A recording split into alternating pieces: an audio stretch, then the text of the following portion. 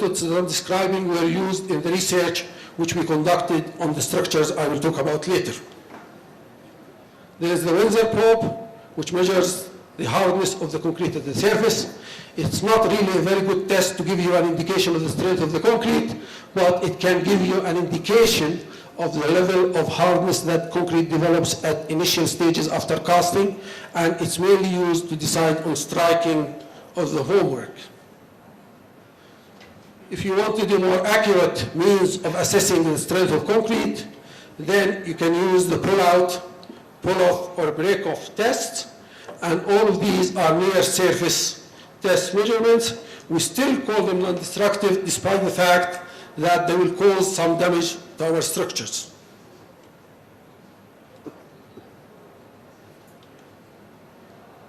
This is the pull-off test. And here, inserts are placed inside the concrete, and a torque machine is used to pull out the core, and the load it takes decides on the level of strength. Most of these tests need calibrating. We as engineers spend 95% of our time designing for strength, and very little of our time designing for durability. Despite the fact durability is a more important factor when building structures. We now don't talk about high strength concrete, but we talk about high performance concrete. As an indication of how important designing for durability is, 95% of the problems that face a maintenance engineer are to do with durability. We spend 5% of the time looking at durability. Only 5% are to do with strength. So we need to give more attention and more emphasis on durability. This method, which is the FIG method, was used in our test program. It measures the permeability of air permeability in concrete, and we used it, and it showed very good results about how good the concrete is. And when we compared by taking cores and looking after the condition of structures, it proved excellent results. Ultrasound is another straightforward method. Some people call it pundit, where we use transducers and we pass a magnetic current through, or magnetic wave through the concrete, and depending on the soundness of the concrete or cracks and voids, the speed of the waves will differ. Again, this was used extensively in our research. And I promise to give you an example of how important it is to do a good inspection or visual inspection. This project is in London. It was the London Dockland Light Railway, which is one of the main light railways to started in the 1980s. All of the structures are elevated structures, so they are built on bridges. And I received a call to go and look at leveling pads which were used under the rails to make sure that the rails are level. I went out and looked at them and suggested that we can use ultrasound. My supervisor at the time negotiated a rate which was very expensive for testing each pad, to take 6 measurements on each pad and decide which ones are cracked and which ones are not. Before the client agreed that we do this, he asked us to prove the concept. So we set up a section of railway inside the lab, which is one of the pictures, and we took the measurements of cracked pads and took measurements of uncracked pads, and we showed that the pundit will give us good results. When we went out to test, there were over 7,000 pads to be tested with a cost of over 100,000 British pounds. Before anybody can use the pundit, you need to clean the surface in order to apply a greasing material and use the transducers. When we cleaned the surface, and I was the person who started, I looked and I could see the cracks. So I thought, why are we wasting time and money taking measurements and when you can observe and see the crack? Before I went to the client, I went to my boss and I said, look, you can actually see the cracks visibly. And he said, don't say anything to the client. So he phones the client and he said, if we draw you the crack map of each pad, we need 2 more pounds per pad. So something that could have been done by a very junior engineer with very little cost ended up costing over $200,000 in total because nobody bothered to go and clean a pad and look at it. The pundit was very effective, but it was not really necessary in this case because a visual inspection would have shown the pads that are cracked without even the need of magnifying glass. But the British are very clever at using opportunities.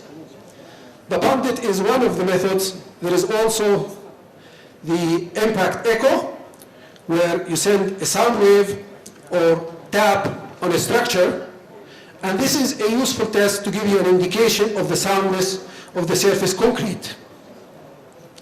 Again, these are useful for indications. They are not excellent for giving you definitive strength. Acoustic emission is another method where we use a non-invasive, non-destructive method rather than the pull-off or break-off of concrete. One of the easiest and most important tools an inspection engineer can use is the cover meter. I know when we design for durability, we specify a cover. I challenge any structural engineer to say that whatever cover he specifies, it will be there. Because the workforce on site will be walking over the cage. They will use whatever means available to make sure or to put the cover, but these will move during the vibration, during the placement of the concrete, and so on.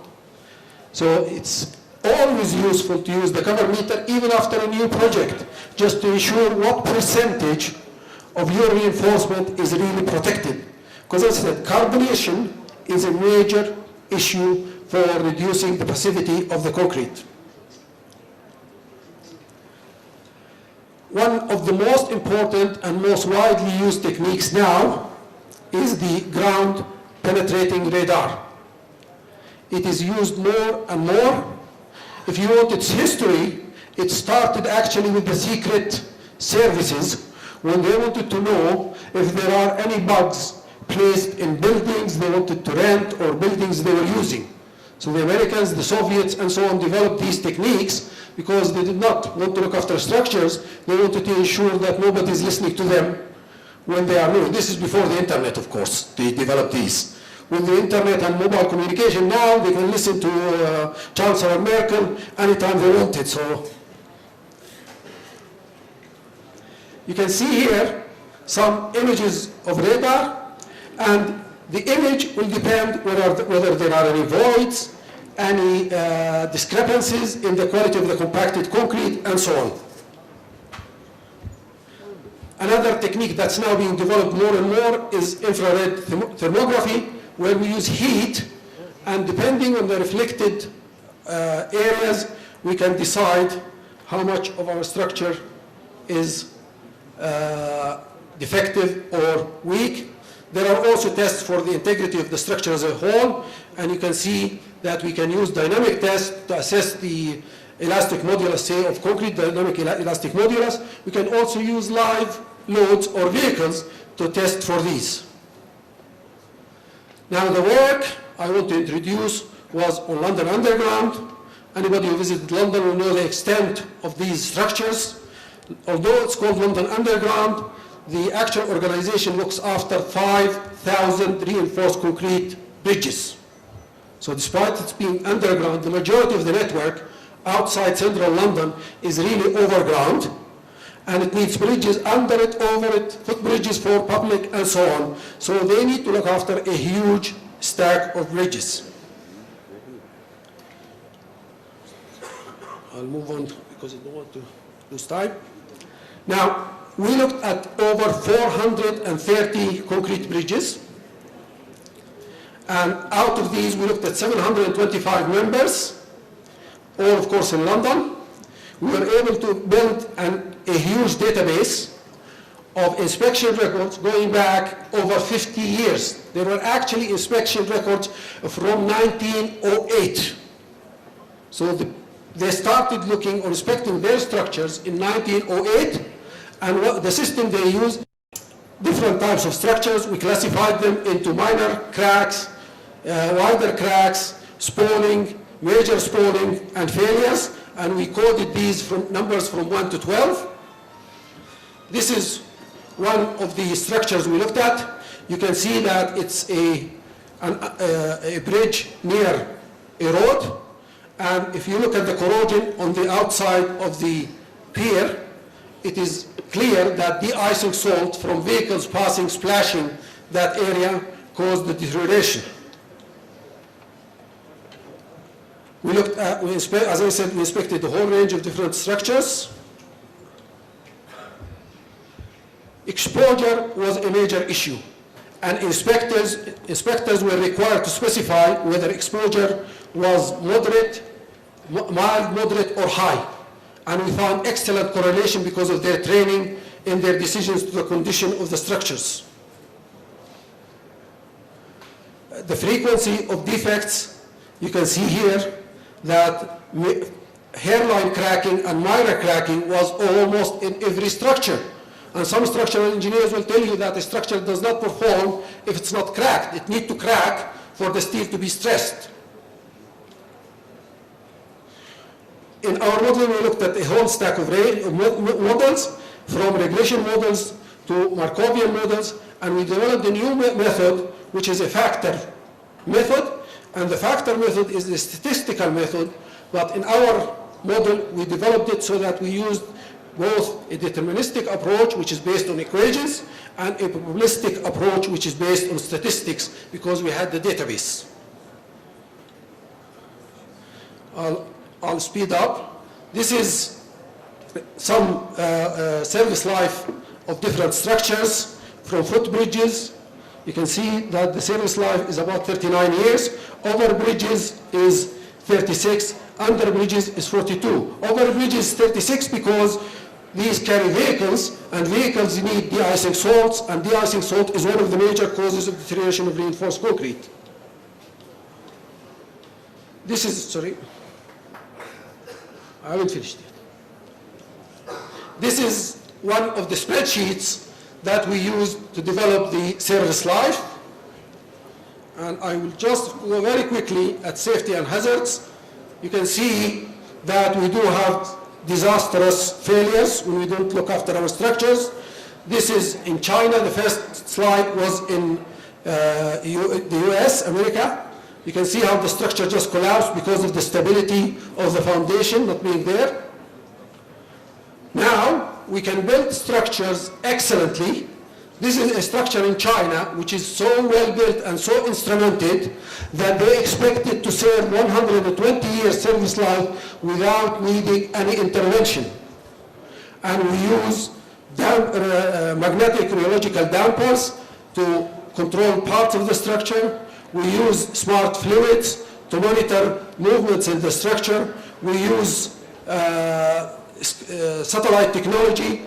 This is a very famous dampers used in Taipei 101, which used to be the highest building in the world. It takes 8 floors of the building and it reduces the dynamic load in the structure by 40%, which makes sure that the structure stays. They thought by losing 8 floors of the building that they will lose money. But it's such a tourist attraction now that they're actually making more money from these 8 floors than they would have made from renting them out. Again, we can use sensors and we can monitor it by satellite, remote mobiles, and so on. This is another bridge in China which is so well instrumented. And this is a beautiful bridge in one of the most beautiful places in the world, which is Ireland, where I worked for 7 years. Thank you very much.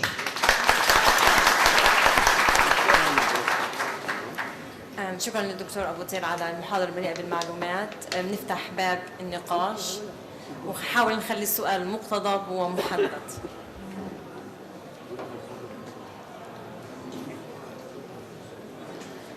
دائما صعب بعد الغداء يكون في أسئلة، فمش غريب. وبعدين أنا متأسف، البرزنتيشن كان المفروض 40 دقيقة، تقلصت إلى 30. أنا ببدأ بالأسئلة إذا ممكن. حكيت عن الموديلينج أوف كروجن، يعني حكيت عن ظاهرة الكروجن نفسها. نعم. إذا أنا بدي أعمل أسسمنت للبناية تبعتي، كيف بدي أعمل موديلينج للكروجن تبعي في البناية تبعتي؟ كيف بدي الكروجن itself؟ إيه، إنه كيف بدي أخذه بعين الاعتبار عشان اللايف أسسمنت. Corrosion has excellent models for modeling corrosion itself. If we know the alkalinity, if we know the cover, yeah, and we know the type of reinforcement we use, there are existing excellent deterministic models which one can use for that. The difficulty, if you own a huge complex structure, is that you're not just interested in the corrosion, you're interested in the integrity of the whole structure. And that's why our method in database was very useful, because we looked at them, the structure as a whole, holistic, and also in order to be used for planning, maintenance, and setting budgets for repair and looking after existing structures. وللمهندسين اللي عنا الجداد لما نحكي عن الدورابيليتي ديزاين، ايش هم المين بوينتس اللي لازم حد يطلع فيهم بالدورابيليتي ديزاين؟ The most important property is high quality concrete. Quality assurance, quality assurance, quality assurance. I worked on building sites in this country, and it was very common to take the cubes for testing and then to give a nod to the truck driver to start adding water. Now, water is the biggest enemy to durability. So a good water cement ratio, a good quality assurance is most effective.